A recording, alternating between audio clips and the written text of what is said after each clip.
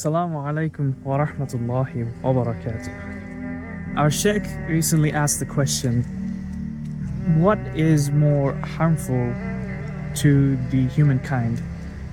Is it your nafs, your own desires, or is it shaitan, the whispers of the devil? And after thinking a little bit, I said, of course it is the nafs, because during Ramadan, shaitan is chained, and yet we desire what we desire and we do what we do. Our wise Sheikh gave an even better example.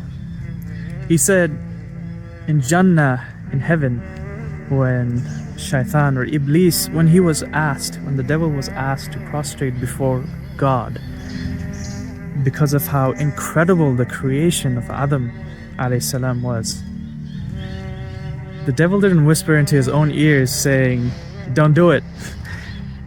You're better than him. You're made of fire. It was shaitan's inner voice that told him that. It was his desires. It was his consciousness. Scientifically, what do you think happens when you have that chalky milk, when you had way too much sugar for the day?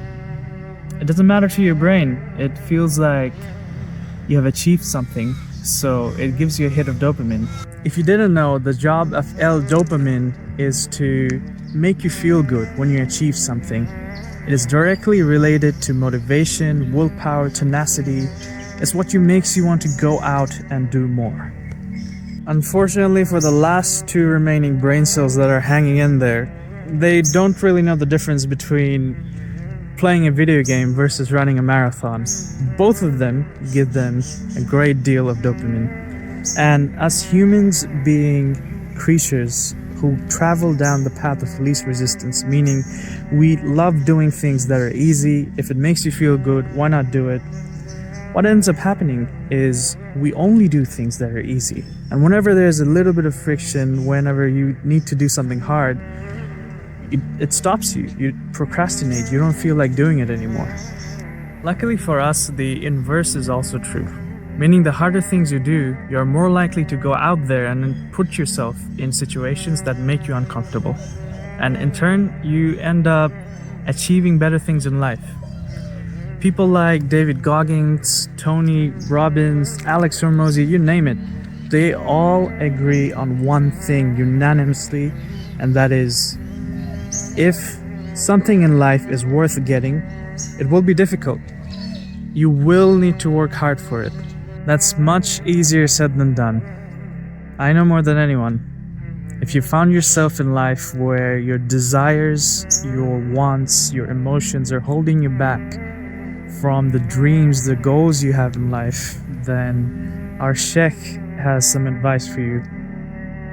Our nafs is like a wild beast, he says. And to tame a wild beast, you can do a few things.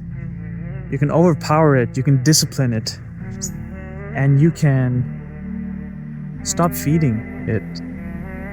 So stop feeding your nafs what it desires. The unhealthy ones, of course. And what better time to do this than Ramadan itself? You can physically, you can mentally harden yourself, you can discipline yourself. The month of Ramadan is filled with the rahmah of Allah subhanahu wa ta'ala.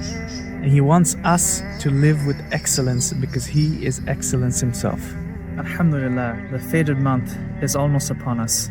It is both scary and exciting at the same time. We really need to look inside of ourselves to understand the kind of people that we're trying to become by the end of it. We need to set some solid goals and break down those goals and set systems to achieve them.